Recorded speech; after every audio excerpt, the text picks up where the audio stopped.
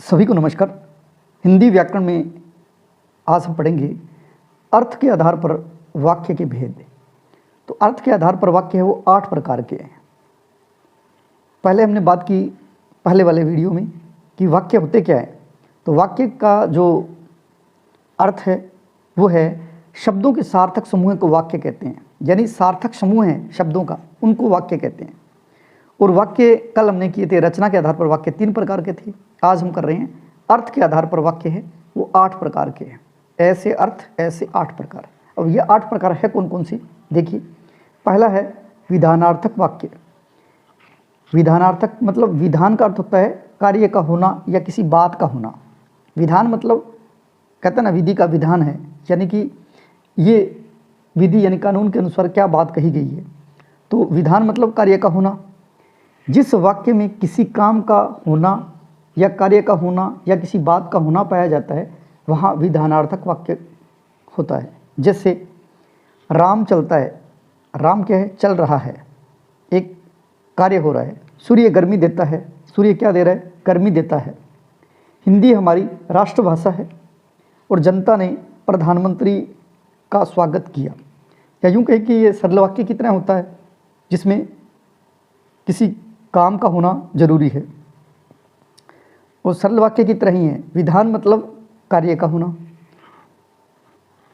तो विधानार्थक वाक्य है जिसमें किसी काम का होना पाया जाता है। दूसरा है निषेधात्मक वाक्य। जिन वाक्यों में किसी कार्य का न होने का बोध होता। देखिए निषेध, निषेध यानी मना करना। यानी जिन वाक्यों में किसी कार्य का न होने का बोध हो या निषेध हो उन्हें निषेधवाचक वाक्य या नकारात्मक वाक्य कहते हैं। नाम से वैसे पता चल रहा है निषेध यानी मना करना, न करना। तो देखिए उदाहरण से समझ जाओगे आप। सड़क पर मत भागो, सड़क पर मत भागो मना कर रहा है ना, यानी निषेध कर रहा है, मना कर रहा है, कार्य का न होने का बोध है। सड़क पर मत भागो, माली नहीं नाचेगी, या माला है वो नहीं नाचेगी, या सुनील है वो नहीं खेलेगा। नहीं का मतलब यहाँ मना कर दे तो वहाँ निषेधात्मक वाक्य होता है। आज हिंदी के अध्यापक ने कक्षा नहीं ली, नहीं यानी न होने का बोध हो, मना करने का बोध हो, वो निषेधात्मक वाक्य है। तीसरा वाक्य प्रश्नार्थक वाक्य, यानी जो प्रश्न करने वाले वाक्य होते हैं या प्रश्नवाचक वाक्य होते हैं और उस वाक्य के अंत में क्वेश्चन चिन्ह होता है, प्रश्न चिन्ह होता है। तो वैसे भी पता चल जाएगा। प्रश्न का बोध कराने वाले वाक्य प्रश्नार्थक वाक्य कहलाते हैं। जैसे आप कहाँ जा रहे हैं के बाद में क्वेश्चन चिन्ह। तुम क्या खेल रहे हो, ये प्रश्न कर रहा है, तुम क्या खेल रहे हो। तुम पढ़ने कब जाओगे, तुम्हारा नाम क्या है। सभी के आगे प्रश्न चिन्ह लगाया हुआ है। तो पहली बात तो आपको प्रश्न चिन्ह लगाते जो वाक्य देखा गया है तो वो वाक्य है प्रश्नवाचक। चौथा जो वाक्य है वो आज्ञार्थक वाक्य है। ठीक है, जिस वाक्य में आज्ञा हो, अनुमति हो, उपदेश हो और विनय का बोध हो वो वाक्य आज्ञार्थक वाक्य कहलाते हैं। यानी जिस वाक्य में आज्ञा, अनुमति, उपदेश का बोध हो। जैसे मोहन अपना कमरा साफ करो, ये आज्ञा है। मोहन अपना कमरा साफ करो तो आज्ञा हुई। तुम पानी लाओ, ये भी एक आज्ञा हुई। आप चुप रहिए, अपना अपना काम करो, ये उपदेश हो गया। इस तरह की आज्ञा देना, अनुमति देना, उपदेश देना, विनय करना, ये सभी आज्ञार्थक वाक्य कहलाते हैं। जिसमें आज्ञा हो, अनुमति हो, विनय का बोध हो, आज्ञार्थक वाक्य होता है। पांचवा है विस्मयादि बोधक वाक्य। विस्मय यानी जिस वाक्य में हर्ष हो, शोक हो, घृणा हो और विस्मय, विस्मय मतलब आश्चर्य वाले हो। जिस वाक्य में आश्चर्य का बोध हो, हर्ष का बोध हो, शोक का बोध हो, घृणा का बोध हो वो विस्मयादि बोधक वाक्य कहलाते हैं। जैसे शाबाश, आगे ये ऐसे मैंने लिखा है शाबाश और उसके आगे विस्मयादि बोधक चिन्ह लगाया है। ये ध्यान रखना, ये चिन्ह, ये वाला, ये विस्मयादि बोधक चिन्ह का निशान है। शाबाश, बहुत अच्छे पढ़ो या अच्छे पढ़े। अरे उसके बाद में ये विस्मयादि बोधक यह क्या हो गया, वाह, आगे ये जो चिन्ह लगा हुआ है वो विस्मयादि, वाह कितना सुंदर दृश्य है, ओह बड़ा जुल्म हो गया। इस तरह के जो वाक्य जिसमें शब्द के आगे एक विस्मयादि बोधक चिन्ह का प्रयोग किया जाता है, और जब इसको पढ़ते हैं तो पढ़ने से हमें एक आश्चर्य का बोध होता है, हर्ष का बोध होता है, शोक का बोध होता है, घृणा का बोध होता है, तो वहाँ विस्मयादि बोधक वाक्य कहलाता है। नेक्स्ट छठा है इच्छार्थक वाक्य, यानी इच्छावाचक वाक्य।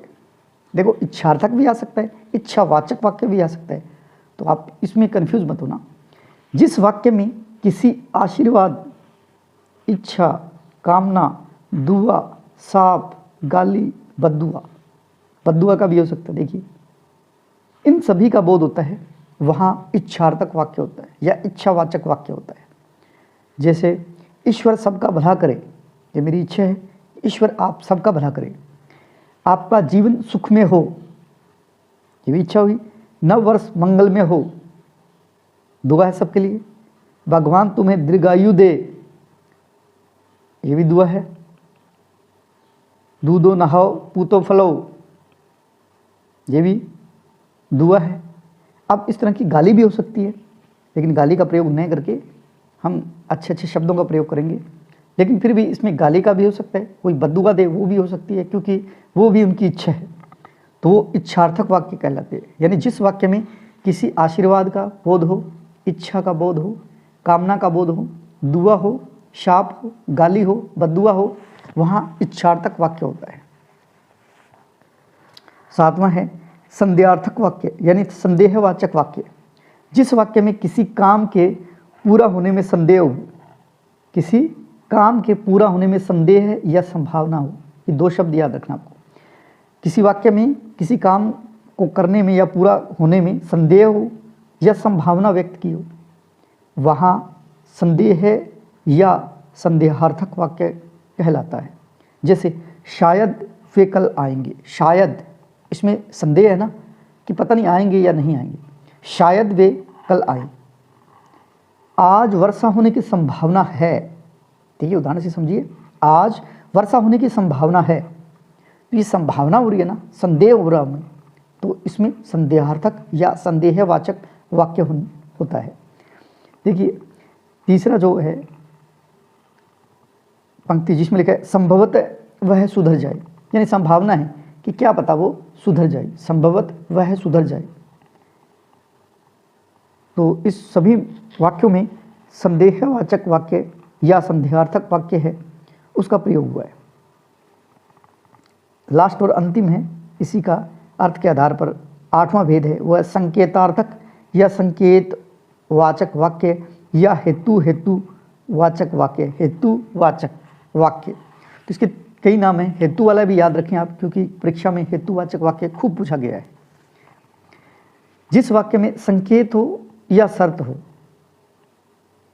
संकेत हो या शर्त हो, या जिन वाक्यों में एक क्रिया के दूसरी क्रिया पर निर्भर होने का बोध होता है। देखो जिन वाक्यों में एक क्रिया हो, एक क्रिया के दूसरी क्रिया पर निर्भर होने का बोध हो, उन्हें संकेतवाचक वाक्य कहते हैं या हेतुवाचक वाक्य कहते हैं। अब आप उदाहरण से समझ जाओगे, जैसे वर्षा होती तो फसल अच्छी होती, तो एक जो लाइन है वो दूसरे पे डिपेंड है, या यूं कहें कि एक क्रिया है से दूसरी क्रिया है ना, वो उस पर निर्भर हो रही है। वर्षा होती तो फसल अच्छी होती, यदि तुम आओ तो मैं जाऊं, आप आते तो इतनी परेशानी नहीं होती। देखिए इसमें इन वाक्यों में एक क्रिया से क्रिया के दूसरी क्रिया पर निर्भर होने का भी बोध हो रहा है। उस हमें संकेत भी मिल रहा है कि वर्षा होती तो फसल अच्छी होती, शर्त भी होगी एक तरह की, वर्षा होती तो फसल अच्छी होती।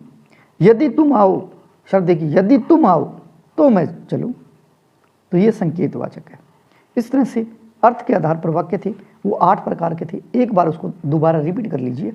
देखिए अर्थ के आधार पर वाक्य है वो 8 प्रकार के हैं। आपको इसमें से सभी याद हो जाएंगे, लेकिन एक पहला और एक अंतिम 8वां, उसको आपको बार बार देखना है।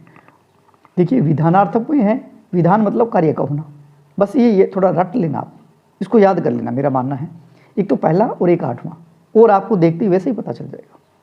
विधानार्थक मतलब विधान मतलब कार्य का होना, यानी जिस वाक्य में किसी काम का होना या कार्य का होना या बात का होना होता है वहाँ विधानार्थक वाक्य कहलाता है। जैसे राम चलता है, सूर्य गर्मी देता है। उसके बाद निषेधात्मक में देखिए, कोई भी वाक्य है जिसमें न होने का बोध होता है। सड़क पर मत भागो, माला नहीं नाचेगी, आज हिंदी के अध्यापक ने कक्षा नहीं ली, तो नहीं वाले सारे निषेधात्मक में आ जाएंगे। प्रश्नार्थक वाक्य जिसमें प्रश्न किया होगा और अंत में क्या होगा, प्रश्न चिन्ह होगा। आप कहाँ जा रहे हैं, तुम पढ़ने कब आओगे, तुम्हारा नाम क्या है, इस तरह के वाक्य जिसके अंत में प्रश्न चिन्ह हो, प्रश्नार्थक वाक्य है। फिर आज्ञार्थक वाक्य जिसमें आज्ञा हो, अनुमति हो, उपदेश हो, विनय का भाव हो, और हम कहें कि कोई आज्ञा दे, जैसे तुम कहाँ जा रहे हो, तुम क्या कर रहे हो, तो ये सारे आज्ञार्थक में आएंगे।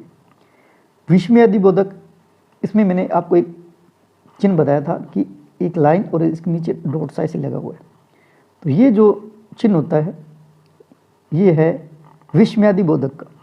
तो एक शब्द लिखा होगा यहाँ, जैसे लिखा छी, और आगे विस्मयादिबोधक होगा, छी यह क्या हो गया, इस तरह के। देखिए शाबाश आगे लगाया, बहुत अच्छे पढ़े, वाह कितना सुंदर दृश्य है, ओह बड़ा जुल्म हो गया, अरे यह क्या हो गया। तो ये सारे विस्मयादिबोधक हैं।